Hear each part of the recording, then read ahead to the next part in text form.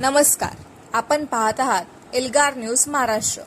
ऊस मजुरांच्या नावाखाली ट्रॅक्टर मालकाची 35 लाखांची फसवणूक। मिरज तालुक्यातील म्हैसाळ येथील ट्रॅक्टर मालक अमोल टाकळे यांना ऊस तोडणी मजूर पुरवण्याचे आमिष दाखवून 35,27,000 रुपयांचा गंडा घालण्यात आला आहे।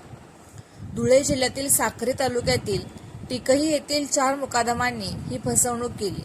यामध्ये विनोद शांताराम भिल, ज्योतिराम गोपीचंद भिल, मोतीलाल गोपीचंद भिल आणि वसंत राजधर भिल या संशयितांनी टोळ्या पाठवण्याच्या नावाखाली टाकळे यांच्याकडून ही मोठी रक्कम उकळली।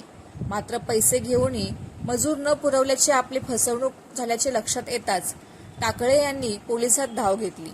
मिरज ग्रामीण पोलिसांनी या 4ही मुकादमांविरुद्ध गुन्हा दाखल केला असून पुढील तपास सुरू आहे।